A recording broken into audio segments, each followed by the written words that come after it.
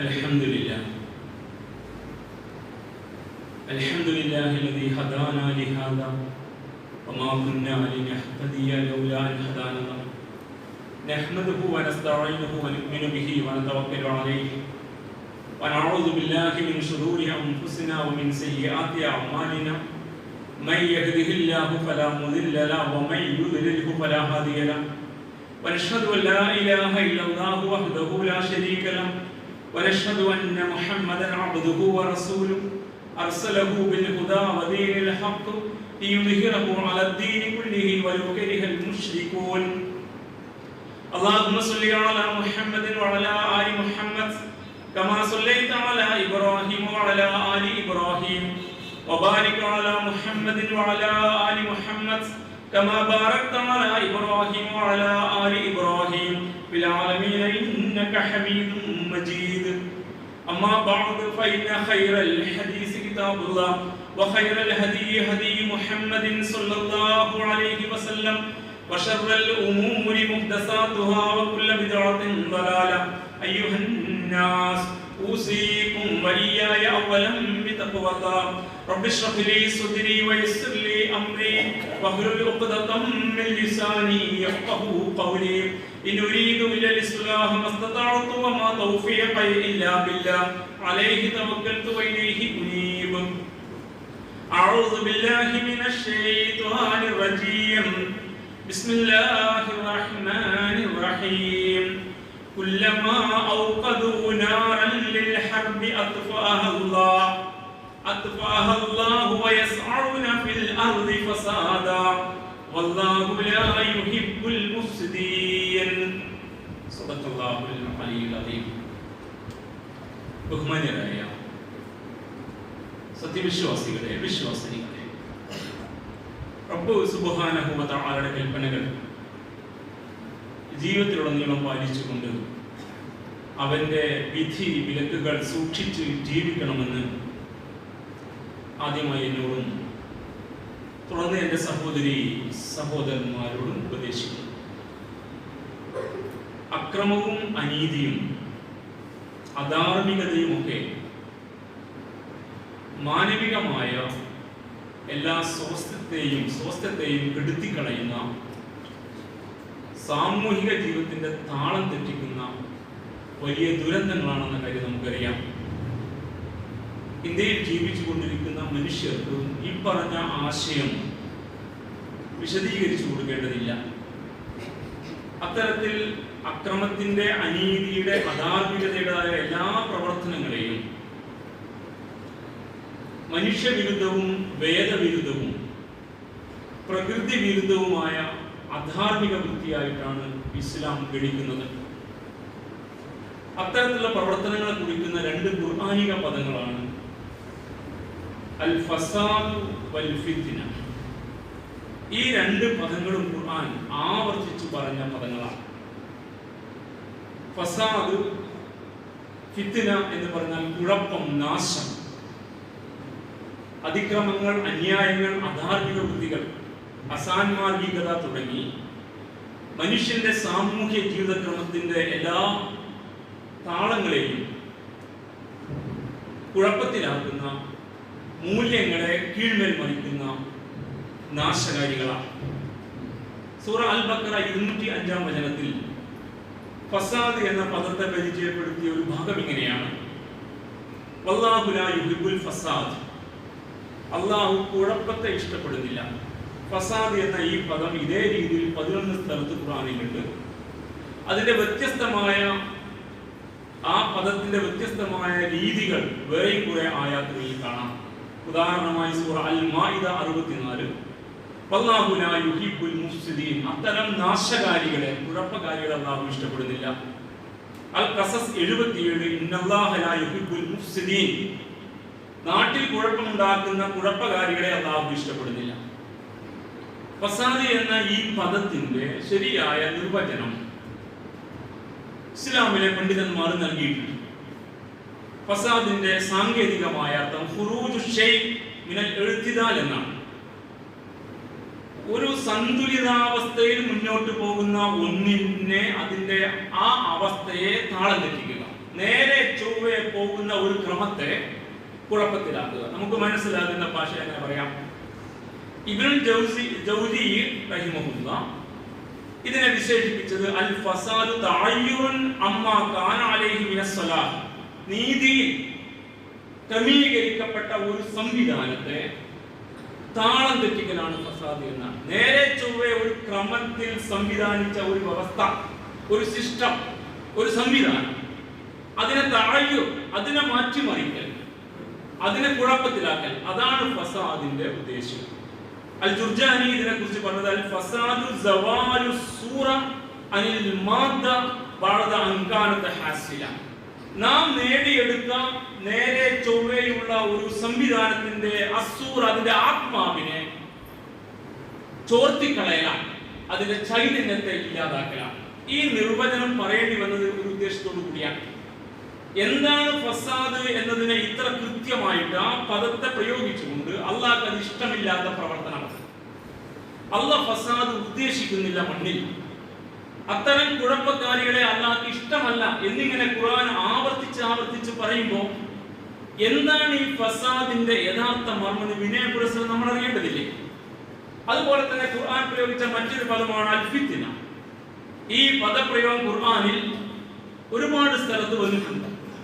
വിശുദ്ധ ഖുർആൻ അതിനെ ഏത് അർത്ഥം ഉപയോഗിച്ചുവോ ആ അർത്ഥ കൽപ്പന ഉപയോഗിച്ചുകൊണ്ട് ഒരു നിർവചനം പറഞ്ഞിരിക്കുന്നു മഹാരഥന്മാരായ പണ്ഡിതന്മാർ. വൽ ഫിത്നു ഇബ്തിലാഅത്തുൻ വ അഹ്വാലുൻ ഖദ് തഹല്ല ബിന്നാസി അഫ്റാദൻ വ മുത്തബിയാത്ത്, വ്യക്തിക്കും സമൂഹത്തിനും ഉണ്ടാവുന്ന സകല പ്രതിസന്ധികളും കുഴപ്പങ്ങളും പരീക്ഷണങ്ങളുമാണ് ഫിത്ന കൊണ്ട് ഉദ്ദേശിക്കുന്നതാണ്. 34 സ്ഥലത്ത് ഖുർആൻ ഈ പദം പ്രയോഗിച്ചിരിക്കുന്നു.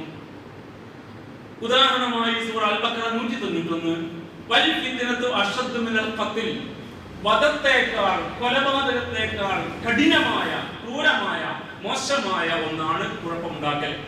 സൂറ അൽ ബഖറ 217 വീണ്ടും വൽ ഫിത്നതു അക്ബറു മിനൽ ഖത്ൽ, കൊലപാതകത്തേക്കാൾ വധത്തേക്കാൾ രക്തച്ചൊരിച്ചിലിനേക്കാൾ ഏറ്റവും വലിയ നാശകാരിയാണ് ഫിത്ന എന്ന് പഠിപ്പിച്ചിരിക്കുന്നു. ആമുഖമായിട്ട് ഖുർആനിലെ 2 പദങ്ങളാണ് പരിചയപ്പെടുത്തിയത്, അൽ ഫസാദ് വൽ ഫിത്ന. വിശുദ്ധ ഖുർആൻ ഈ പദങ്ങൾ ഉപയോഗിച്ച സ്ഥലങ്ങളിലൂടെ ഖുർആൻ വായനയിൽ കടന്നു പോകുന്ന ആളുകളാണ് നമ്മൾ. ഈ പറയുന്ന നാശം, കുഴപ്പം എന്നീ പദങ്ങളിൽ വിശുദ്ധ ഖുർആൻ പരിചയപ്പെടുത്തിയ ഭാഗങ്ങളെ എടുത്തു വെച്ച് നോക്കുമ്പോൾ അതിൽ നൽകാവുന്ന അറബി ഭാഷയിലെ നിർവചനം പണ്ഡിതന്മാർ നൽകിയതാണ് കൂട്ടത്തിൽ ഓർമ്മപ്പെടുത്തിയത്. ഇപ്പോൾ ഇങ്ങനെ ഒരു ആമുഖം പറയേണ്ടി വന്നത് ഈ രാജ്യത്തിന്റെ റിപ്പബ്ലിക് ദിനവുമായി ബന്ധപ്പെടുത്തിയാണ്. ഈ രാഷ്ട്രത്തിന് ഒരു വ്യവസ്ഥയുണ്ട്, അതിനൊരു ക്രമമുണ്ട്. അത് നീതിയിൽ അധിഷ്ഠിതമായി, അതുപോലെ തന്നെ സന്തുലിതമായി ഈ രാഷ്ട്ര പരിധിക്കകത്ത് ജീവിക്കുന്ന മുഴുവൻ മനുഷ്യരെയും ഉൾക്കൊള്ളുന്ന ഒരു സിസ്റ്റമായിരുന്നു. ആ സിസ്റ്റം ഭരണഘടന അംഗീകരിച്ച് പ്രഖ്യാപിച്ച ദിനമാണ് ഈ പറയുന്ന ജനുവരി 26 ഇന്നേ ദിനം. നമ്മുടെ രാജ്യത്തിന്റെ 75ാമത് റിപ്പബ്ലിക് ഡേ ആണ് ഇന്ന്. നമുക്കറിയാവുന്നതുപോലെ 1947 ഓഗസ്റ്റ് 15 രാഷ്ട്രം സ്വതന്ത്രമായി. അതിനൊരു ഭരണഘടന ഉണ്ടാക്കാൻ നീണ്ട ചർച്ചകളും യോഗങ്ങളും നിരന്തരമായ സമ്മേളനങ്ങളും നടന്നു. ഭരണഘടനാ സമിതി എന്നൊരു സംവിധാനം ഉണ്ടാക്കി. അതിലെ ഓരോ ഭാഗങ്ങളും കൃത്യമായി ചർച്ച ചെയ്ത് ഒരുപാട് മാറ്റങ്ങൾ വരുത്തി ഈ നാട്ടിൽ ജീവിക്കുന്ന മുഴുവൻ മനുഷ്യരെയും ഉൾക്കൊള്ളുന്ന ഒരു സിസ്റ്റം സംവിധാനിച്ചു. അങ്ങനെ ആ ഭരണഘടന 1949 നവംബർ 26 ഭരണഘടനാ സമിതി അംഗീകരിച്ച് ഒപ്പുവെച്ചു.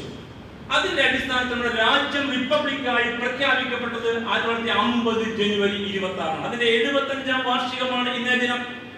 അപ്പോൾ ഈ രാജ്യത്തിന് ഒരു വ്യവസ്ഥയുണ്ട്, ഒരു സിസ്റ്റം ഉണ്ട്. ആ വ്യവസ്ഥയെ, സിസ്റ്റത്തെ നേരെ ചൊവ്വേ ക്രമീകരിച്ചാണ് നമ്മൾ മുന്നോട്ട് പോയത്. ആ സിസ്റ്റമാണ് അസ്വലാഹ് എന്ന അറബി ഭാഷയിലുള്ള നീതിയുക്തമായ ഒരു ക്രമം. എഴുത്തുകാരൻ നേരത്തെ ഞാൻ വായിച്ച ഫസാദിന്റെ ഫിത്ന നിർവചനത്തിലുള്ള പദങ്ങളാണ് അസ്വലാഹ്, എഴുത്തിദാൽ, അസ്സൂറ എന്നാണ് ഈ പറഞ്ഞത്. ഒരു നീതിയിൽ അധിഷ്ഠിതമായ ഒരു സംവിധാനം, അതിനെ കീഴ്മേൽ മറിക്കൽ ഫസാദാണ്. അതുപോലെ എഴുത്തിദാൽ, നേരെ ചൊവ്വേ സന്തുലിതമായി എല്ലാവരെയും ഉൾക്കൊണ്ടുകൊണ്ട് സംവിധാനിക്കപ്പെട്ട ഒരു സിസ്റ്റത്തെ കീഴ്മേൽ മറിക്കൽ ഫിത്ന ഫസാദ. അതുപോലെ തന്നെ നാം നേടിയെടുത്ത ഒരു സംവിധാനം, ബ്രിട്ടന്റെ കയ്യിൽ നിന്ന് നേടിയെടുത്ത നമ്മുടെ രാജ്യത്തിന്റെ സ്വാതന്ത്ര്യം, അതിനെ നേരെ ചൊവ്വെ ക്രമീകരിച്ച് അതിനൊരു ആത്മാവുള്ള കുറെ മൂല്യങ്ങളെ ഉൾച്ചേർത്ത ഒരു ഭരണഘടന സംവിധാനിച്ചത് അസൂറ. ആ ആത്മാവിനെ പോക്കിക്കളയുന്ന, ഇല്ലാതാക്കുന്ന, കീഴ്മേൽ മറിക്കുന്ന പ്രശ്നമാണ്, അല്ലെങ്കിൽ ആ ദുരന്തമാണ് ഫസാദ്, ഫിത്ന. അപ്പൊ നേരത്തെ നിർവചനങ്ങളെ ചേർത്ത് വെച്ചാൽ ഈ ഭരണഘടന നമുക്കെല്ലാവർക്കും സ്വതന്ത്രമായി ആരോടും തലകുനിക്കാതെ നമ്മുടെ അവകാശങ്ങളെ ഉപയോഗപ്പെടുത്തിയും നമ്മുടെ ഡ്യൂട്ടീസ്, ഈ രാഷ്ട്രത്തോടുള്ള ബാധ്യത നിർവഹിച്ച് മുന്നോട്ട് പോകാൻ പറ്റുന്ന ഒരു ക്രമമുള്ള രാജ്യമാണ് നമ്മുടെ രാജ്യം. ആ ക്രമത്തെ കീഴ്മേൽ മരിച്ച ഫിത്നയുടെ നടുവിലാണ് നമ്മളിപ്പോൾ ഉള്ളത്. അപ്പൊ ഫിത്നയും ഫസാദും പഠിക്കുമ്പോൾ ഭരണഘടന റിപ്പബ്ലിക് സംവിധാനവും ഒക്കെ രാഷ്ട്രീയമായി മാത്രം കണ്ട ആളുകൾക്ക് ഇത് തമ്മിൽ എങ്ങനെ ചേരുമെന്നൊരു സംശയം ഉണ്ടാകാം. അത്തരം ഒരുപാട് സംശയാലുക്കളായി നമ്മളെ മാറ്റിയെടുത്തതാണല്ലോ വിശുദ്ധ ഖുർആൻ നമ്മെ അകറ്റാൻ പണിയെടുത്ത ആളുകൾ നേടിയ നേട്ടം എന്ന് കൂടി നിങ്ങൾ കൂട്ടത്തിൽ വായിക്കണം. അപ്പൊ നേരെ ചൊവ്വയുള്ള ഒരു സംവിധാനത്തെ കുഴപ്പത്തിലാക്കുന്നതാണ് ഫിത്ന, അതാണ് ഫസാദ്. ആ ഫിത്നയും ഫസാദും അല്ലാഹു ഇഷ്ടപ്പെടില്ല. അല്ലാഹു ഇഷ്ടപ്പെടാത്ത ഒന്നും നമ്മളും ഇഷ്ടപ്പെടാൻ പാടില്ല. അല്ലാഹുവിന്റെ അനിഷ്ടം നമ്മുടെ അനിഷ്ടമായി തീരുകയും അല്ലാഹുവിന്റെ ഇഷ്ടം നമ്മുടെ പ്രേരകങ്ങളായി മാറുകയും ചെയ്യുന്നിടത്തെ നമ്മൾ ഖുർആനിലെ ആളുകളായിട്ട് മാറും. സഹോദരന്മാരെ, നമ്മുടെ രാജ്യത്തിന്റെ ഭരണഘടന നിർമ്മാണ സമിതി തയ്യാർ ചെയ്ത് ഒപ്പുവെച്ച അതിനകത്ത് രേഖപ്പെടുത്തിയ ഭാഗങ്ങൾ നിങ്ങൾ കേൾക്കുക. ഇന്ത്യയിലെ ജനങ്ങളായ നാം ഇന്ത്യയെ ഒരു പരമാധികാര, സ്ഥിതി സമത്വ, നിരപേക്ഷ, ജനാധിപത്യ റിപ്പബ്ലിക്കായി അംഗീകരിച്ചിരിക്കുന്നു എന്നാണ്. ഇത് ഒരു പരമാധികാര രാഷ്ട്രമാണ്, മതനിരപേക്ഷ രാഷ്ട്രമാണ്, ജനാധിപത്യ രാഷ്ട്രമാണ്. സ്ഥിതി സമത്വം, എല്ലാവർക്കും തുല്യമായി നിലകൊള്ളാൻ, ഒരുപോലെ നിലകൊള്ളാൻ അവകാശമുള്ള രാഷ്ട്രമാണ്. വീണ്ടും പറയുന്നതിൽ അതിലെ പൗരന്മാർക്കെല്ലാം സാമൂഹ്യവും സാമ്പത്തികവും രാഷ്ട്രീയവുമായ നീതി നമ്മൾ വകവെച്ച് കൊടുക്കുമെന്നാണ്. എല്ലാവർക്കും തുല്യമായ നീതി കിട്ടുന്ന അത്തരം ഒരു സിസ്റ്റമാണ്. ചിന്തക്കും ആശയപ്രകാശനം, വിശ്വാസത്തിനും മതനിഷ്ഠക്കും ആരാധനക്കും സ്വാതന്ത്ര്യമുള്ള രാജ്യമാണ് നമ്മുടെ രാജ്യം. പദവിയിലും അവസരത്തിലും സമത്വം ഒരുപോലെ വകവെച്ച് കിട്ടുന്ന രാജ്യമാണ് രാജ്യം. വ്യക്തിയുടെ അന്തസ്സും രാഷ്ട്രത്തിന്റെ ഐക്യവും ഉറപ്പുവരുത്തിക്കൊണ്ട് സാഹോദര്യം പുലരുന്ന രാജ്യമാണ് രാജ്യം. ഈ പറയുന്ന സംവിധാനങ്ങളെ എല്ലാം, ഈ ആശയങ്ങളെല്ലാം ഉൾക്കൊള്ളിച്ചുകൊണ്ടാണ് ഇങ്ങനെയുള്ള ആശയങ്ങൾ ഉൾപ്പെടുത്തുന്ന സഗൗരവം നാം തീരുമാനിച്ചിരിക്കുന്നു. ഈ രാജ്യം ഇങ്ങനെയായിരിക്കും എന്ന് പ്രഖ്യാപിച്ചുകൊണ്ടാണ് 1949 നവംബർ 26 ഈ രാഷ്ട്രത്തിന്റെ ഭരണഘടന ഒപ്പുവെച്ചിരിക്കുന്നത്. അപ്പൊ ഭരണഘടന നേരെ ചൊവ്വെ ക്രമീകരിച്ച ഒരു സിസ്റ്റത്തിൽ നമ്മുടെ രാജ്യം സ്ഥിതി സമത്വമുള്ള, മതനിരപേക്ഷതയുള്ള ജനാധിപത്യ രാജ്യമാണ്. എല്ലാ പൗരന്മാർക്കും സാമൂഹികവും സാമ്പത്തികവും രാഷ്ട്രീയവുമായ നീതി ലഭ്യമാകണം. അവരുടെ ചിന്തക്കും ആശയപ്രകാശനും അവരുടെ വിശ്വാസത്തിനും അത് പാലിക്കാൻ അവകാശമുണ്ട്. അത്തരത്തിൽ സ്വാതന്ത്ര്യവും സമത്വവും സാഹോദര്യവും പുലരുന്ന രാജ്യമായിരിക്കണം. ഇങ്ങനെയാണ് ഈ ഭരണഘടന അതിന്റെ മൂല്യങ്ങളെ ക്രമീകരിച്ചത്. അതാണ് കോൺസ്റ്റിറ്റ്യൂഷണൽ വാല്യൂസ്, ഭരണഘടനാ മൂല്യങ്ങൾ. അത്തരം മൂല്യങ്ങളെ ക്രമീകരിച്ചുകൊണ്ട് അത് വളരെ സവിസ്തരമായി എഴുതി തയ്യാറാക്കി വലിയ 2 ചട്ടക്കുള്ളിൽ ഭദ്രമായ ഒരു ഗ്രന്ഥമായി ഭരണഘടന അംഗീകരിക്കുകയും പിന്നീട് അത് റിപ്പബ്ലിക്കായ ഒരു രാജ്യം പ്രഖ്യാപിക്കപ്പെടുകയും ഇന്നേക്ക് 75 വർഷം തികയുന്നു. പക്ഷെ ഈ വ്യവസ്ഥയെ താറുമാറാക്കിക്കൊണ്ട്, ഈ അവസ്ഥ നിലകൊള്ളുന്ന ഒരു സംവിധാനത്തെ കീഴ്മേൽ മരിച്ചുകൊണ്ട്, ഈ സിസ്റ്റത്തിൽ ഫസാദും ഫിത്നയും കുഴപ്പമുണ്ടാക്കിക്കൊണ്ട് മുന്നോട്ട് പോകുന്ന ഒരു സ്ഥിതിവിശേഷ ദുരന്തം അനുഭവിക്കാൻ തുടങ്ങിയിട്ട് ഇപ്പോൾ 10 പതിറ്റാണ്ട് പിന്നിടുന്നു. അതതിന്റെ ഭീകരമായ അവസ്ഥയിലേക്ക് വന്നുകൊണ്ടിരിക്കുന്നു. ഈ ഭരണഘടനാ മൂല്യങ്ങളെ കീഴ്മേൽ മരിച്ചുകൊണ്ട് കോൺസ്റ്റിറ്റ്യൂഷൻ റൈറ്റ് വിങ്, ഒരു തീവ്ര വലതുപക്ഷം ഈ മൂല്യങ്ങളെല്ലാം കീഴ്മേൽ മറിച്ച് ഭരണഘടനയെ നോക്കുകുത്തിയാക്കിയിട്ട് ജനായത്ത ക്രമത്തെ അട്ടിമറിച്ചും അതിന്റെ മതനിരപേക്ഷതയെ കീഴ്മേൽ മരിച്ചും സകല കുഴപ്പങ്ങളും ഈ രാജ്യം നിരന്തരമാക്കി ഉണ്ടാക്കിക്കൊണ്ടിരിക്കുന്നു. അതുകൊണ്ട് ഫസാദും ഫിത്നയും പഠിക്കുമ്പോൾ ലഘുവായ ചില കണ്ണുകുടിയന്മാരുടെ ശല്യത്തെ കുറിച്ചോ, ലഹരിക്കാരുടെ ഉപദ്രവത്തെ കുറിച്ചോ, നാട്ടിലെ ചില തല്ലുകേസുകാരെ കുറിച്ചോ മാത്രം വായിക്കാൻ പഠിച്ച മുസ്ലിം സമുദായം കുറച്ചുകൂടി ഗൗരവത്തിൽ കാര്യങ്ങൾ പഠിക്കണം. അതുകൊണ്ട് അത്തരം കുഴപ്പങ്ങളെ തമ്പുരാൻ ഒരിക്കലും ഇഷ്ടപ്പെടുകയും അംഗീകരിക്കില്ലെന്ന യാഥാർത്ഥ്യം തിരിച്ചറിയണം. അതുകൊണ്ട് വളരെ കൃത്യമായി വിഷയത്തെ കുറിച്ച് ഖുർആൻ ധാരാളമായിട്ട് പറഞ്ഞിരിക്കുന്നു. എന്താണ് ഇങ്ങനെ നേരെ ചൊവ്വേ പോയിക്കൊണ്ടിരിക്കുന്ന ഒരു സിസ്റ്റത്തെ കീഴ്മേൽ മറിക്കുന്ന കുഴപ്പക്കാർ കാണിക്കുന്ന ദുരന്തങ്ങൾ എന്ത് എന്ന് ഇനി നിങ്ങൾ ബാക്കി ഖുർആൻ ആയത്തിൽ വായിക്കുക.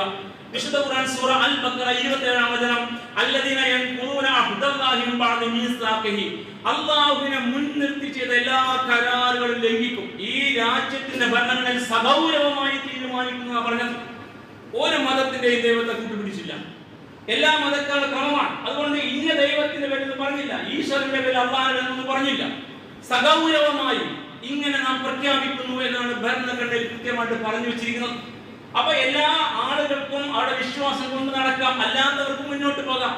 പക്ഷേ നമ്മളറിയണം, ധാർമ്മികതയെ മുറുകെ പിടിക്കുന്ന വേദങ്ങൾ കയ്യിലുള്ള എല്ലാ മതവിഭാഗത്തിനും മനസ്സിലാകുന്ന ഭാഷയിൽ ഖുർആൻ പറയുന്നു, അല്ലദീന, ഈ കുഴപ്പക്കാരുടെ കുഴപ്പം എന്താ? ഈ ഫസാദ് ഉണ്ടാക്കുന്ന ആൾക്കാർ, ഈ ഫിത്നക്കാർ എന്താ ചെയ്യുക? അല്ലദീന യൻഖുദൂന അഹ്ദല്ലാഹ്, ദൈവവുമായി അവർ ചെയ്ത എല്ലാ കരാറും ആ കരാറുകളെ ലംഘിക്കും. എല്ലാ ധാർമ്മികതയും കാറ്റിൽ പറത്തും. അവർ ചെയ്യുന്ന ചെയ്തികൾക്ക് ഒരു വേദത്തിന്റെയും പിൻബലം ഉണ്ടാവില്ല. അവർ പ്രതിഷ്ഠിക്കുന്ന പ്രതിഷ്ഠകൾക്ക് വേദ പിൻബലം ഉണ്ടാവില്ല. അതോടെ രാഷ്ട്രീയ പ്രതിഷ്ഠകൾ മാത്രമായിരിക്കും. അവർ കാണിക്കുന്ന പ്രവർത്തനങ്ങൾക്ക് വേദ പിൻബലം ഉണ്ടാവില്ല.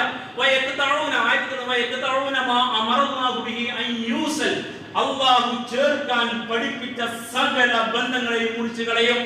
മനുഷ്യനും ദൈവവുമായുള്ള ബന്ധത്തെ ക്രമം തെറ്റിക്കും. എന്നിട്ട് അവർ പ്രതിഷ്ഠിക്കുന്ന അഗ്രസീവായ, അവർ പ്രതിഷ്ഠിക്കുന്ന തീവ്രപരമായ ദൈവിക സങ്കല്പത്തിലേക്ക് കൊണ്ടുപോകും. മനുഷ്യനും മനുഷ്യരുടെ ബന്ധത്തെയും അവർ കുഴപ്പത്തിലാക്കും.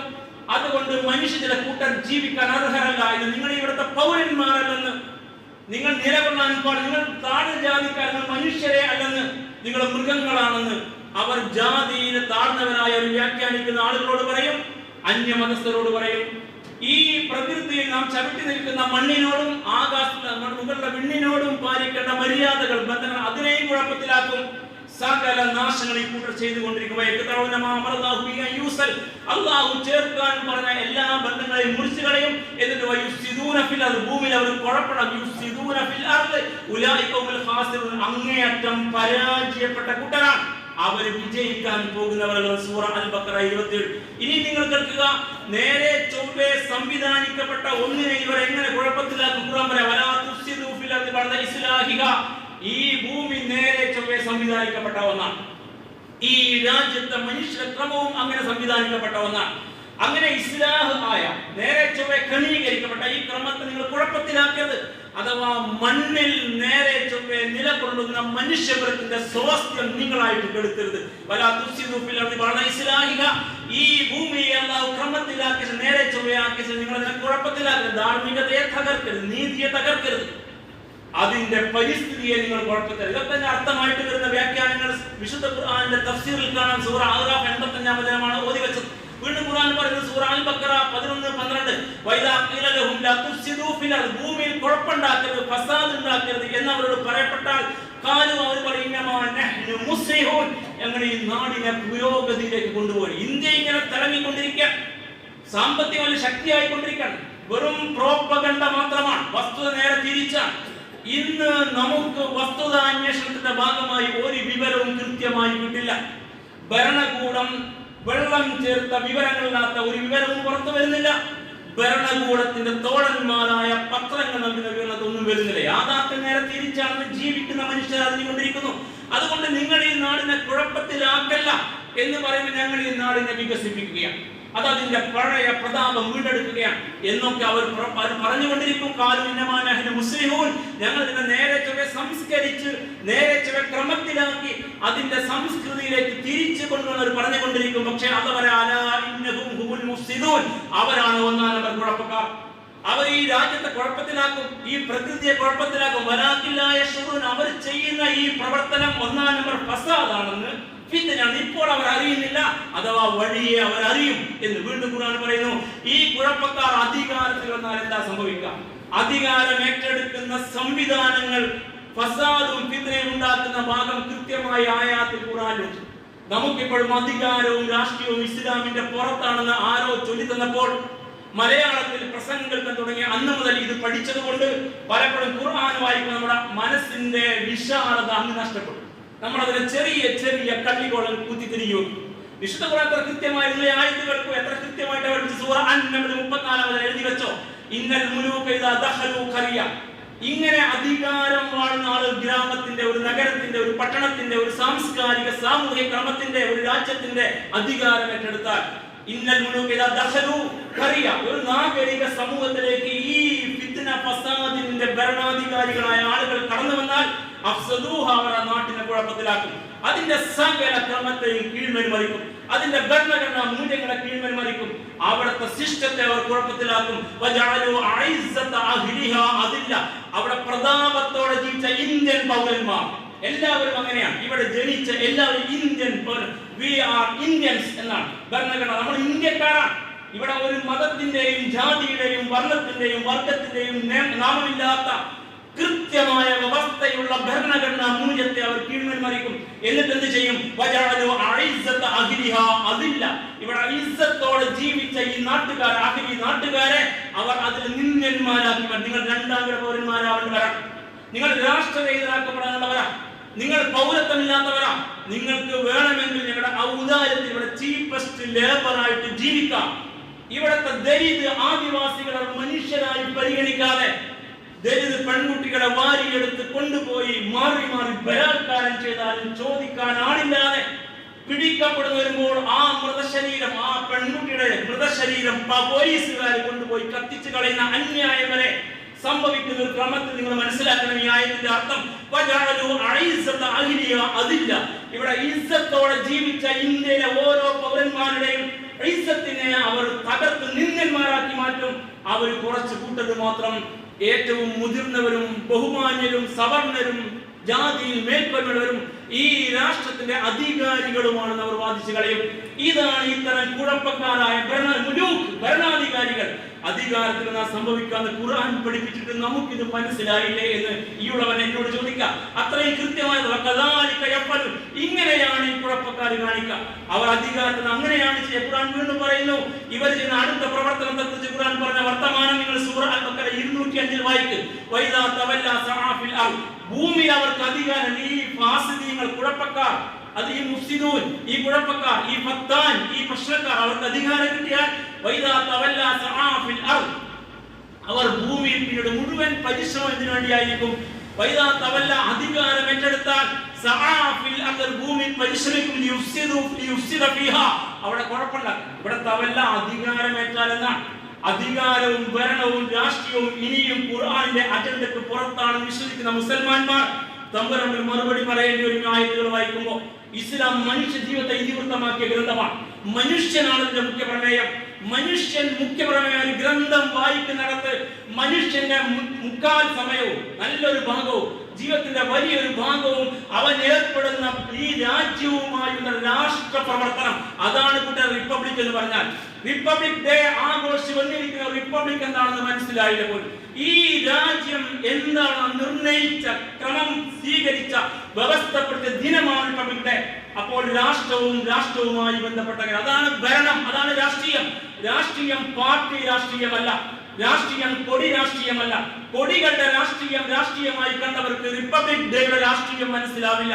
അതുകൊണ്ട് അവർക്ക് ഖുർആൻ പഠിപ്പിക്കുന്ന രാഷ്ട്രീയവും മനസ്സിലാവില്ല. എങ്കിൽ നിങ്ങൾ ഈ പദങ്ങൾ വായിച്ചു നോക്ക്. ഇത്തരത്തിൽ ആളുകൾ അധികാരത്തിൽ കുഴപ്പമുണ്ടാക്കും. മനുഷ്യന്റെ ജീവിതോപാധികളെ തകർക്കും. മനുഷ്യന്റെ ജീവിതോപാധികൾ തകർക്കും. ഈ രാജ്യത്ത് അധികാരമേൽക്കുമ്പോൾ ബന്ധപ്പെട്ട ഈ കക്ഷികൾ പറഞ്ഞു ഓരോ വർഷവും 2 കോടി തൊഴിലവസരം നൽകുമെന്ന്. ഇപ്പോൾ നിങ്ങൾ ചോദിച്ചു നോക്കൂ അവരുടെ തൊഴിലിനെ കുറിച്ച്.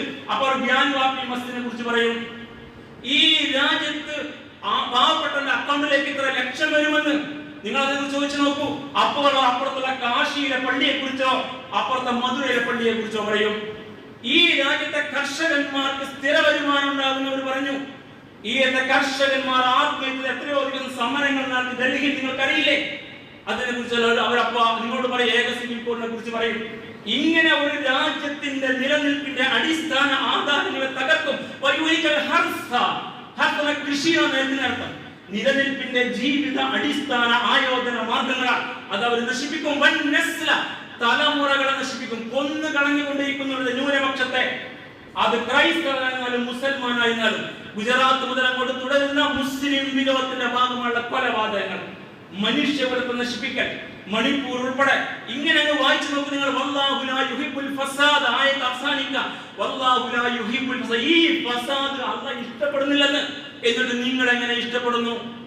ഈ ഫസാദ് തമ്പുരാൻ ഇഷ്ടപ്പെടുന്നില്ലെന്ന് നിങ്ങൾ എങ്ങനെ ഇതിനെ ഇഷ്ടപ്പെടുന്നു? ഈ ഫസാദിനെ തമ്പുരാൻ സംസാരിക്കുന്നു ഖുർആൻ, നിങ്ങൾ എങ്ങനെ മിണ്ടാതിരിക്കുന്നു എന്ന് ഞാൻ എന്നോട് ചോദിക്കാം. ഈ ചോദ്യങ്ങൾ രാഷ്ട്രീയമായി മാത്രം കാണാൻ പഠിച്ച, അങ്ങനെ പഠിപ്പിക്കപ്പെട്ട ഒരു തരം കാപട്യം പുലർത്തുന്ന ഒരു കൂട്ടർ മുസ്ലിം സമുദായം ഉണ്ടായിപ്പോയ ദുരന്തമാണ് നമ്മുടെ ദുരന്തം. അതുകൊണ്ട് സഹോദരന്മാരെ, ഇത്തിരി ചുളി നിന്ന് പറയേണ്ട കാലമാണ്. നമ്മുടെ രാജ്യത്തിന്റെ അലകും പിടിയും മാറിക്കൊണ്ടിരിക്കുകയാണ്. നിങ്ങൾക്ക് ഇങ്ങനെ സ്വസ്ഥമായി അധികാരം തുടരാൻ പറ്റില്ല. അതുകൊണ്ട് ഇത് പഠിക്കണം. വളരെ കൃത്യമായി എന്താ പറയാ, ഇത്തരം ഫസാദിന്റെ ആളുകൾ അധികാരത്തിൽ വന്നാൽ തലമുറകൾക്ക് സ്വസ്ഥമായി ജീവിക്കാൻ പറ്റില്ല. നിങ്ങളുടെ ജീവിതോപാധികൾ തകരാതെ പോകില്ല. വീണ്ടും ഖുർആൻ പറയുന്നു, അങ്ങനെ ഒരു വ്യവസ്ഥയെ മുൻനിർത്തിയിട്ട് പഴയ കാലത്തെ സമൂഹ വർഗത്തെ പരിചയപ്പെടുത്തുക. നിങ്ങൾ ഖുർആൻ വായിക്കുക, ആദ്യ സമൂഹ ഗോത്രങ്ങളിലേക്കുള്ള പ്രവാചകന്മാരെ വായിക്കുന്ന മുസ്ലിം സമുദായം സൂറ അൻ-നംൽ 48-ാം വചനം കേൾക്കുക. വകാന ഫിൽ മദീനതി തിസ്അതു റഹ്തിൻ. അങ്ങനെയുള്ള ആ സമൂഹ വർഗം ജീവിച്ചിരുന്ന ആ പട്ടണത്തിൽ 9 സംഘങ്ങളുണ്ടായിരുന്നു. ഗുണ്ടകൾ എന്നാണ് പറയേണ്ടത്. റഹത്ത് എന്ന സംഘം എന്നർത്ഥം. 9 ഗുണ്ട വിളയാട്ടം എന്ന കൂട്ടർ ഉണ്ടായിരുന്നു. അവർ ആ നാട്ടിൽ നിരന്തരമായി കുഴപ്പമുണ്ടാക്കിയിരുന്നു.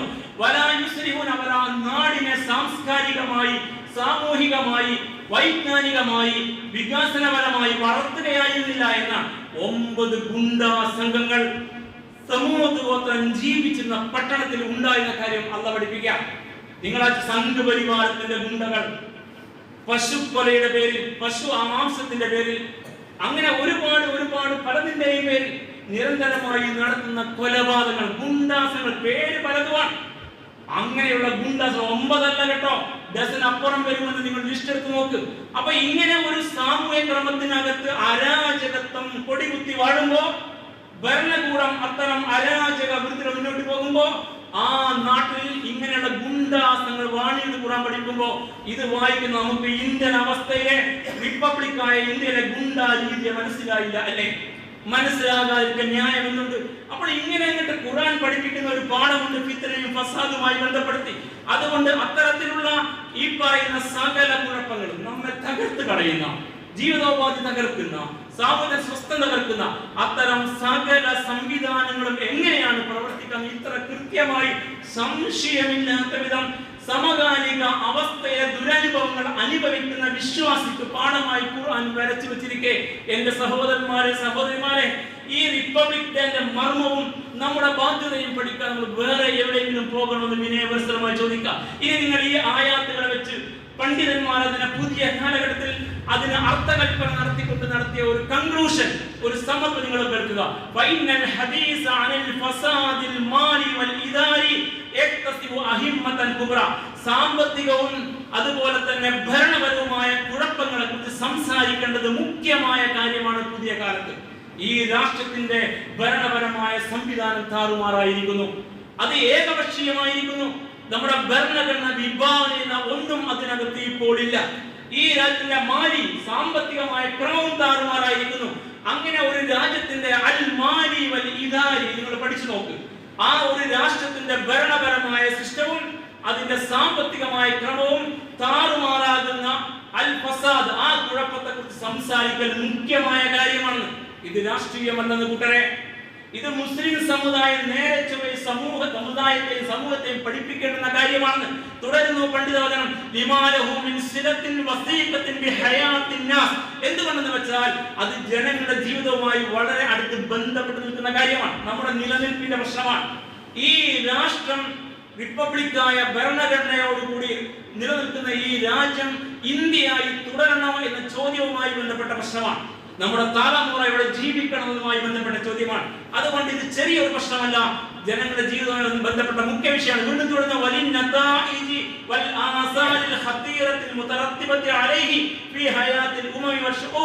രാഷ്ട്രത്തിന്റെയും ജനങ്ങളുടെയും ജീവിതത്തിൽ ഉണ്ടാക്കുന്ന പ്രത്യാഘാതങ്ങൾ വളരെ വലുതാണ് എന്ന കാര്യം കൃത്യമായി അറിയണമെന്ന്. അപ്പൊ ഇതൊരു ചെറിയ കാര്യമല്ല, ഇതൊരു വലിയ കാര്യം. എന്താണ് ഈ കാര്യത്തിന്റെ പ്രശ്നം?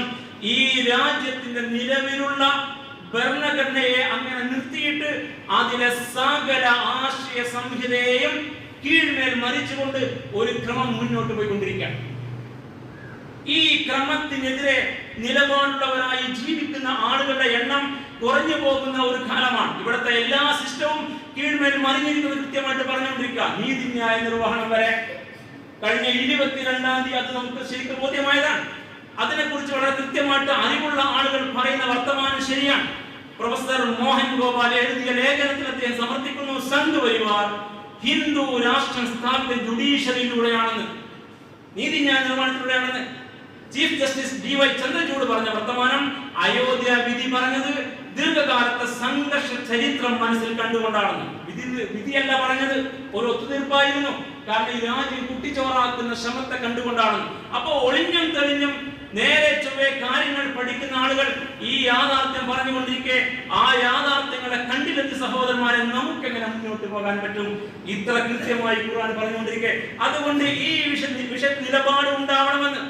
ഈ ഫസാദും ഫിത്നയും കണ്ടിട്ട് അടങ്ങിയിരിക്കാൻ പാടില്ല. നിങ്ങൾ ഇനി ഖുർആൻ കേൾക്കുക, സൂറ 77-ാം വചനം, വലാ തബഉൽ ഫസാദ ഫിൽ അർദ്, ഭൂമിയിൽ ഫസാദ് ഉണ്ടാകുന്നത് നീ ആഗ്രഹിക്കാൻ പാടില്ല. നമ്മൾ ആഗ്രഹിക്കാണ്ട് അല്ലാഹു പറയാ, തിരുനബിയോടാണ് വർത്തമാനം, നമ്മളാണ് അതിന്റെ അഭിസംബോധകർ, നമ്മളാണ് ഇപ്പോൾ അഹ്ലുൽ ഖുർആന്റെ ആളുകൾ. വലാ തബഉൽ ഫസാദ ഫിൽ അർദ്, ഭൂമിയിൽ ഫസാദ് ഉണ്ടാവാൻ നീ ആഗ്രഹിക്കരുത്. നമുക്ക് തീരുമാനങ്ങൾ ഉണ്ടാവണമെന്ന്, സാധ്യമാകുന്ന ഇടപെടൽ ഉണ്ടാവണമെന്ന്. കുഴപ്പക്കാരെ അല്ലാഹു ഇഷ്ടപ്പെടുന്നില്ല കേട്ടോ. അതുകൊണ്ട് നിങ്ങൾ കൃത്യമായി കാര്യങ്ങൾ മനസ്സിലാക്കണം. എന്താണ് അവർ കുഴപ്പമുണ്ടാക്കാൻ ശ്രമിക്കുന്നത്, അല്ലാഹു എങ്ങനെ ഇടപെടാം? നിങ്ങൾ വീണ്ടും കേൾക്കും, മുഖത്തിൽ ഓതി വെച്ച സൂക്തം അൽ മാഇദ 64-ാം വചനം, കുല്ലമാ ഔഖദു നാറൻ ലിൽ ഹർബ്, അവരിവിടെ കലാപം ഉണ്ടാക്കാൻ, യുദ്ധം ഉണ്ടാക്കാൻ ഇങ്ങനെ തീ കത്തിച്ചു കൊണ്ടിരിക്കും. പ്രശ്നങ്ങൾ ഉണ്ടാകാൻ ആഗ്രഹിക്കുന്നവർ, ഈ നാട് കത്തണമെന്ന് ആഗ്രഹിക്കുന്നു, ഇവിടുത്തെ മതന്യൂനപക്ഷങ്ങളെ ഇല്ലായ്മ ചെയ്യാൻ ഒരു അവസരമായി കാണുന്നു. അതിനവർ പല പണികളും ചെയ്യും. അങ്ങനെ കുല്ലമാ ഔഖദു നാറൻ ലിൽ ഹർബ്, യുദ്ധം ഉണ്ടാകാൻ, ഹർബാണ് യുദ്ധം, കുഴപ്പം, പരസ്പരമുള്ള പോരാട്ടം, അല്ലെങ്കിൽ ഏകപക്ഷീയമായ ഇല്ലാതാക്കൽ, അത്തരത്തിലുള്ള യുദ്ധം ഉണ്ടാകാൻ അവർ ഔഖദു നാറ, തീ കത്തിക്കുമ്പോഴൊക്കെ അല്ലാഹു വരുത്തി കളയുന്നതാ, തമ്പുരാൻ ഇടപെടുന്നതാ. അല്ലാഹുയാണ് പറയുന്നത്, കൂട്ടരെ, ഈ നാട്ടിൽ കലാപം സൃഷ്ടിക്കാൻ ആഗ്രഹിച്ചുകൊണ്ട് നിരന്തരമായി നടത്തിക്കൊണ്ട ശ്രമങ്ങൾ ഇനി അതിന് വ്യാപ്തി കൂടും, അതിന് മൂർച്ച കൂടും, അത് വളരെ പ്രകടമായി രംഗത്ത് വരും. അതിന് ഒളിയും മറയും ഉണ്ടാവില്ല. അങ്ങനെ അവർ തീ കത്തിക്കാൻ, കലാപത്തിന്റെ അഗ്നി കത്തിക്കാൻ ശ്രമിക്കുമ്പോഴൊക്കെ അല്ലാഹു അത് കെടുത്തിക്കളയും. അവർ ഈ നാട്ടിൽ ഫസാദ്, കുഴപ്പമുണ്ടാക്കാൻ ശ്രമിച്ചുകൊണ്ടിരിക്കുകയാണ്. വല്ലാഹു ലാ യുഹിബ്ബുൽ മുഫ്സിദീൻ, അല്ലാഹു കുഴപ്പമുണ്ടാക്കാൻ ഇഷ്ടപ്പെടുന്നില്ല. സൂറ അൽ മാഇദ 64-ാം വചനം. വീണ്ടും ഖുർആൻ പറയുന്ന ഭാഗം സൂറ അൽ ഫജ്ർ 11-12, അല്ലദീന തഗൗ ഫിൽ ബിലാദ്, നാട്ടിൽ അതിക്രമം കാണിക്കാൻ അവർ പരിശ്രമിച്ചുകൊണ്ടിരിക്കുന്നു. അല്ലദീന തഗൗ ഫിൽ ബിലാദ്, അവർ നാട്ടിൽ അന്യായം പ്രവർത്തിക്കാൻ, അതിക്രമിക്കാൻ ആഗ്രഹിക്കുന്നു. ഫഅക്സറു ഫീഹൽ ഫസാദ്, അതിന്റെ ഭാഗമായി ഒരുപാട് കുഴപ്പങ്ങൾ അവർ ഇവിടെ ചെയ്തു വെച്ചിരിക്കുന്നു. അത്തരം കുഴപ്പങ്ങൾ ഉണ്ടാക്കിക്കൊണ്ടിരിക്കുന്ന ആളുകളാണ് അവർ എന്ന് കൃത്യമായിട്ട്, വളരെ കൃത്യമായിട്ട് പഠിപ്പിക്കുന്നു ഖുർആൻ. ഇതൊക്കെ ഖുർആൻ ഫസാദും ഫിത്നയുമായി ബന്ധപ്പെട്ട് ഒരു നാട്ടിലെ ഒരു സാമൂഹ്യ ക്രമത്തെ ഇങ്ങനെ കുഴപ്പത്തിലാക്കിയ ഭരണാധികാരികളുടെ അന്യായത്തെ കുറിച്ച് പറഞ്ഞ ഭാഗമാണ്. അതുകൊണ്ട് നമ്മൾ അറിയണം, നമ്മുടെ ഭരണഘടന എഴുതി തയ്യാറാക്കാൻ നേതൃത്വം കൊടുത്ത B.R. അംബേദ്കർ വളരെ കൃത്യമായിട്ട് പറഞ്ഞൊരു വാചകമുണ്ട്, ഇന്ത്യ ഭാവിയിൽ എപ്പോഴെങ്കിലും രാജ്യ താല്പര്യത്തിനേക്കാൾ ഉപരിയായി ജാതിക്കും മതത്തിനും മുൻഗണന കൊടുക്കുന്ന സ്ഥിതിവിശേഷം സംജാതമായാൽ രാജ്യം ഒരിക്കൽ കൂടി അപകടത്തിലാകും. ഈ ഭരണഘടന എഴുതി തയ്യാറാക്കി അത് ഒപ്പിടുന്ന വേളയിൽ കൃത്യമായ നിരീക്ഷണമാണ്. ഇന്ത്യ ഏതെങ്കിലും ഒരു ഘട്ടത്തിൽ രാജ്യ താല്പര്യം, ഭരണഘടനാ മൂല്യങ്ങൾ, കോൺസ്റ്റിറ്റ്യൂഷണൽ വാല്യൂസ്, അതിനുപരിയായിട്ട് ജാതിക്കും മതത്തിനും മുൻഗണന കൊടുക്കുന്ന സ്ഥിതിവിശേഷം സംജാതമായാൽ രാജ്യം ഒരിക്കൽ കൂടി അപകടത്തിലാകും. അത്തരം സ്ഥിതിവിശേഷം സംജാതമാകാതിരിക്കാൻ നാം ജാഗരൂകരായിരിക്കണം. ഈ ഭരണഘടനയുമായി ബന്ധപ്പെട്ട വർത്തമാനമാണ്. വിശുദ്ധ ഖുർആൻ പറഞ്ഞ ഫസാദിനെ ആഗ്രഹിക്കരുത്, നിങ്ങൾ ജാഗ്രത പാലിക്കണം, നിങ്ങൾ ഇടപെടണം, നിങ്ങൾക്ക് നിലപാടുള്ള കൃത്യമായി പറഞ്ഞ ഭാഗവും കൂടി ചേർത്ത് വായിക്കുക. ഇപ്പോൾ കഴിഞ്ഞ 22-മായി ബന്ധപ്പെട്ട് നമ്മുടെ കൂട്ടത്തിലെ മാന്യന്മാരായ മനുഷ്യർ പറഞ്ഞ വർത്തമാനം ഇങ്ങനെയാണ്. വല്ലാത്ത ഭയം തോന്നിയ ഒരു ദിവസമാണത്. ഇന്നലെ വരെ തോളിൽ കൈയിട്ട് നടന്ന കൂട്ടുകാർ പോലും ഇന്ന് പച്ചയായ വർഗീയത പറഞ്ഞ് മുന്നോട്ട് വരുന്നു. ആ കാഴ്ച വല്ലാതെ അത്ഭുതപ്പെടുത്തുന്നു, ഭയപ്പെടുത്തുന്നു. മൊബൈൽ ഫോൺ തുറന്നാൽ വെറുപ്പിന്റെ സന്ദേശങ്ങൾ മാത്രമാണ്. TV ചാനലുകൾ ഒരു മറയുമില്ലാതെ രാമരാജ്യം പിറന്നിരിക്കുന്നു എന്ന് വലിയ അക്ഷരത്തിൽ ഫ്ലാഷ് ന്യൂസ് കൊടുത്തുകൊണ്ടിരിക്കുന്നു. വാനമ്പാടികളും നാട്ടുരാജാക്കന്മാരും ഒക്കെ പുതിയ രാമരാജ്യത്തിന്റെ മഹാത്മ്യം പുലമ്പുന്നു. ഇതൊക്കെ സമൂഹം അനുഭവിക്കുന്ന പ്രശ്നങ്ങളാണ്. ഈ പ്രശ്നങ്ങളെ നമ്മളുമായി ബന്ധപ്പെടുന്നില്ല എന്ന രീതിയിൽ അങ്ങനെ നിസ്കരിച്ച് നോമ്പ് നോക്കിയിരിക്കുന്ന ആളുകൾ അറിയണം, അധികകാലം നിങ്ങൾക്ക് ഇങ്ങനെ അങ്ങ് പോകാൻ കഴിയില്ല. പ്രശ്നങ്ങൾ മുറ്റത്തെത്തിയിരിക്കുന്നു. നിങ്ങളുടെ സാമൂഹിക ക്രമത്തിൽ അത് വ്യാപകമായി വൈറസ് പോലെ പടർന്നിരിക്കുന്നു. അതുകൊണ്ട് ഈ യാഥാർത്ഥ്യം കൃത്യമായി അറിഞ്ഞുകൊണ്ട് തന്നെ മുന്നോട്ട് പോകണം എന്ന് നമ്മെ പഠിപ്പിക്കുന്നു എങ്കിൽ നിലപാടില്ലാതെ പോകാൻ സഹോദരന്മാരെ, എനിക്ക് നിങ്ങൾക്ക് എത്ര കാലം പറ്റും എന്ന് മനസ്സിലാക്കണം. ഖുർആൻ വീണ്ടും പറയുന്നു, പ്രതിരോധിക്കണം. ഈ രാജ്യത്തിന്റെ നിയമക്രമത്തെ മുറുകെ പിടിച്ച് നല്ലവരായ മുഴുവൻ ആളുകളെയും കൂടെ ചേർത്ത് ഈ രാജ്യം റിപ്പബ്ലിക്കാരുടെ രാഷ്ട്രത്തിന്റെ ഭരണഘടനാ മൂല്യങ്ങളെ തിരിച്ചു കൊണ്ടുവരാൻ ശ്രമിക്കണം. വിശുദ്ധ ഖുർആൻ അത്തരം പ്രതിരോധത്തെ കുറിച്ച് പറയാം. ഒരു വിഭാഗം ജനങ്ങൾ കാണിക്കുന്ന അന്യായത്തെ, ഫസാദ് കാണിക്കുന്ന ആളുകളുടെ ഫസാദിനെ മറ്റൊരു വിഭാഗം ജനങ്ങളെ കൊണ്ട് തടയുന്നില്ല എങ്കിൽ ഭൂമി മൊത്തം കുഴപ്പത്തിലാകും, നാശത്തിലാകും. മാലോകരോട് ഔദാര്യമുള്ള നാഥന് സമ്മതിക്കില്ല എന്നാണ്. അപ്പോൾ ഇവിടെ ഫസാദ് ഉണ്ടാക്കുന്ന ഒരു കൂട്ടുണ്ട്. പ്രകടമാണ് കാര്യങ്ങൾ. മറുഭാഗത്ത് ആഗ്രഹിക്കാത്ത എല്ലാ വിഭാഗത്തിലുള്ള ആളുകളുണ്ട്. ഈ നല്ലവരായ വിഭാഗം ഈ അക്രമികൾക്കെതിരെ പ്രതിരോധം തീർക്കണം. അത് തമ്പുരാന്റെ രീതിയാണെന്ന്. അതാണ് ഈ ആയത്ത്. ഒരു വിഭാഗത്തെ അല്ലാഹു തടഞ്ഞില്ല എങ്കിൽ, ഈ ജനങ്ങൾ ഒരു വിഭാഗത്തെ മറ്റൊരു വിഭാഗത്തിൽ തടയുന്നില്ല എങ്കിൽ ഭൂമി കുഴപ്പത്തിലാകും, ഈ നാട് കുഴപ്പത്തിലാകുന്ന, നിങ്ങൾ കൈ കെട്ടിനാൽ കുഴപ്പത്തിലാകുമെന്നാണ്. അതുകൊണ്ട് നിങ്ങൾക്ക് ഈ രാജ്യം വകവെച്ചുന്ന അവകാശങ്ങളെ മുൻനിർത്തി നല്ലവരായ മുഴുവൻ മനുഷ്യരും ജാതി മത ഭേദമെന്നെ ഒന്നിച്ചെന്നുകൊണ്ട് പ്രതിരോധിക്കാൻ അർഹതയോട് പ്രതിരോധിക്കേണ്ടതുണ്ട്. മാനവരോട് തമ്പുരാൻ ഔദാര്യം കാണിച്ചുകൊണ്ട് നാട് കുഴപ്പത്തിലാകാതിരിക്കാൻ അള്ളാഹു ഇങ്ങനെ ഒരു സിസ്റ്റം ഉണ്ടാക്കും. മറുഭാഗത്ത് നല്ലവർ ഒന്നിച്ചു കൂടണം. ഈ നാടിന്റെ ഭരണം വീണ്ടെടുക്കണം. അതിനുള്ള ശ്രമം നമ്മൾ നടത്തണം. അത്തരം ശ്രമം നടത്തുന്ന ആളുകൾ ഒരിക്കലും കുഴപ്പക്കാരെ പോലെയാവില്ല. ഖുർആൻ പറയുന്ന സൂറ സ്വാദ് 28 അം നജഅലുല്ലദീന ആമനു വഅമിലുസ് സ്വാലിഹാത്തി കൽ മുഫ്സിദീന ഫിൽ അർദ് അം നജഅലുല്ലദീന ആമനു, വിശ്വാസികളെ നാം ആക്കുമെന്നാണോ നിങ്ങൾ വിചാരിക്കുന്നത്? സഹോദരന്മാരെ, ആയത്ത് ശ്രദ്ധിക്കണം കേട്ടോ, കൃത്യമായി ശ്രദ്ധിക്കണം. അല്ലാഹു പറയാ അം നജഅലുല്ലദീന ആമനു, വിശ്വാസികളായ ആളുകളെ നാം ആക്കുമെന്ന് നിങ്ങൾ വിചാരിക്കുന്നുവോ? വഅമിലുസ് സ്വാലിഹാത്തി, ഈ നാട്ടിൽ ജീവിക്കുന്ന എല്ലാവർക്കും നന്മ ആസ്വദിക്കാൻ കഴിയുന്ന അമലുസ് സ്വാലിഹാത്ത്, സൽക്കർമ്മങ്ങൾ, മനുഷ്യന് ഉതകുന്ന പ്രവർത്തനങ്ങൾ ചെയ്തുകൊണ്ട് ദൈവശാസ്ത്രം പാലിച്ച് തമ്പുരാന്റെ ക്രമം പാലിച്ച് സൽക്കർമ്മങ്ങൾ ചെയ്തുകൊണ്ട് മുന്നോട്ട് പോകുന്ന എല്ലാ വിശ്വാസികളും നാം ആക്കുമെന്ന് വിചാരിക്കുന്നുവോ? കൽ മുഫ്സിദീന ഫിൽ അർദ്, ഭൂമിയിൽ കുഴപ്പമുണ്ടാക്കുന്ന അത്തരക്കാരെ പോലെ. അപ്പോൾ മനുഷ്യരെ രണ്ട് വിഭാഗമായി തിരിക്കാം. ഒരു കൂട്ടർ വിശ്വാസികളായ നന്മേച്ചുക്കളായ ആളുകൾ, എല്ലാ മതത്തിലും പെട്ടവരെ നിങ്ങൾ ചേർത്തോ.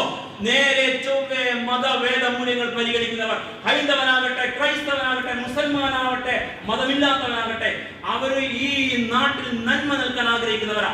അവരും കൽ മുഫ്സിദീന ഫിൽ അർദ്, അപ്പുറത്ത് വേറെ ഒരു കൂട്ടർ കുഴപ്പമുണ്ടാക്കുന്നവർ, ഈ ഭരണഘടനാ മൂല്യങ്ങളെ കീഴ്മേൽ മറിച്ച് കോൺസ്റ്റിറ്റ്യൂഷണൽ വാല്യൂസിനെ കീഴ്മറിച്ച് കോൺസ്റ്റിറ്റ്യൂഷണൽ റൈറ്റ് വിങ് ആയി മാറിയ കൂട്ടരുണ്ട് ഇവിടെ. അവർ കുഴപ്പക്കാരാ. ആ കുഴപ്പക്കാരും നിങ്ങൾ ഒരുപോലെ ആവില്ല. അങ്ങനെ അല്ലാഹു ആക്കില്ല. അം നജഅലുൽ മുത്തഖീന കൽ ഫുജ്ജാർ, അതെങ്ങനെയാണ് തമ്പുരാനാക്കുക? തമ്മാടികളെ പോലെ മുത്തഖീങ്ങളെ ആക്കില്ല.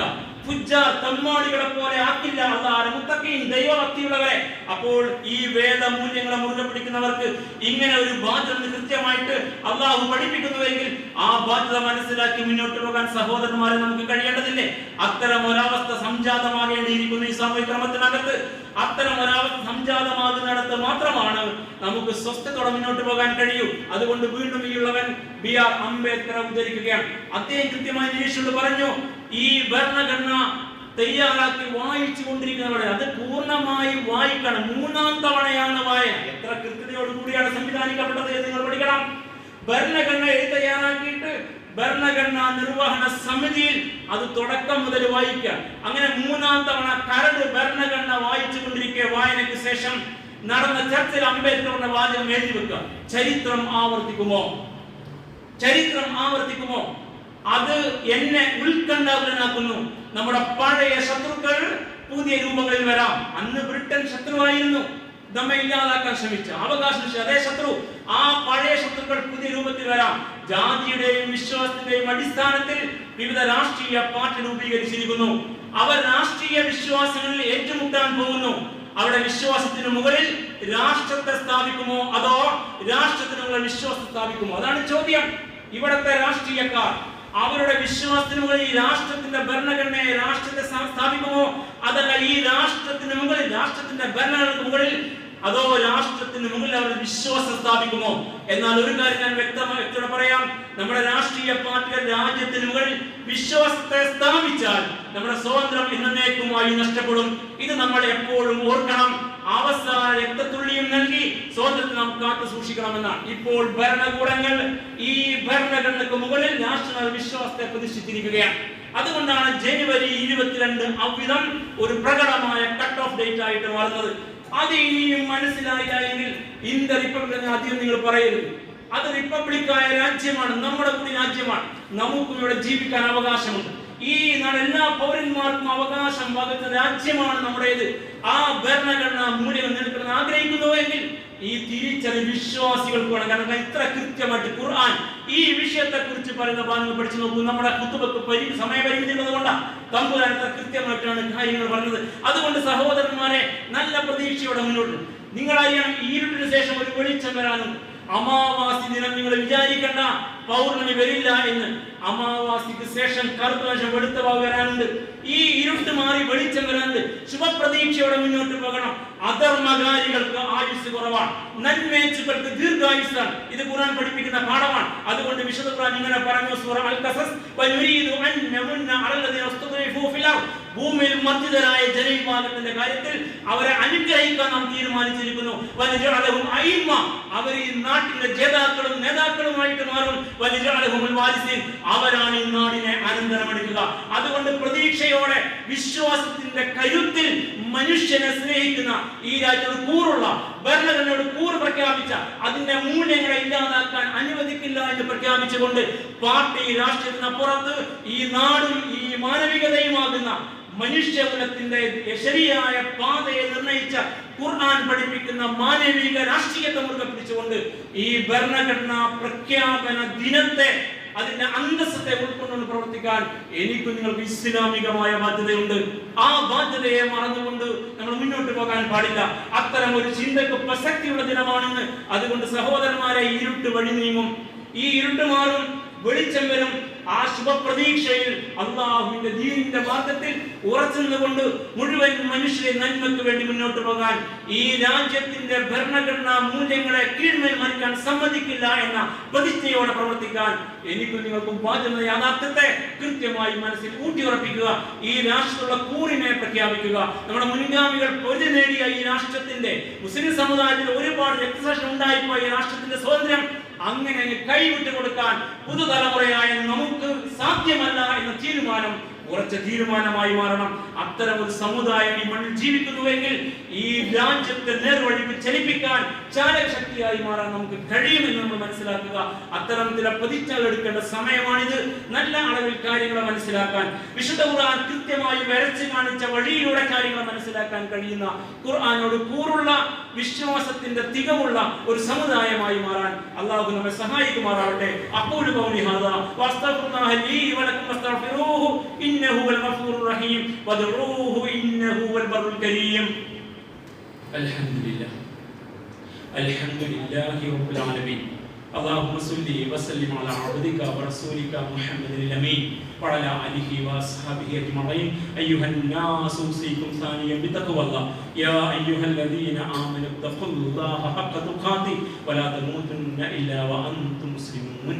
ബഹുമാന്യരായ സഹോദരന്മാരെ സഹോദരിമാരെ, അള്ളാഹുവിന്റെ വിധിവിലക്കുകൾ പാലിച്ച് ജീവിക്കണമെന്ന് കൂടി ഉണർത്തുകയാണ്. അള്ളാഹു സുബ്ഹാനഹു വ തആല അവന്റെ ഇഷ്ടദാസന്മാരും ദാസന്മാരും നമ്മെ ഉൾപ്പെടുത്തുമാറാവട്ടെ.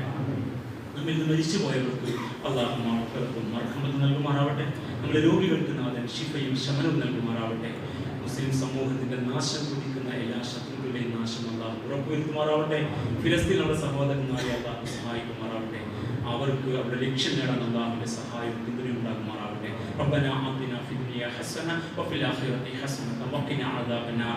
اللهم اغفر للمؤمنين والمؤمنات والمسلمين والمسلمات الأحياء منهم والأموات إنك مجيب الدعوات يا قاضي الحاجات.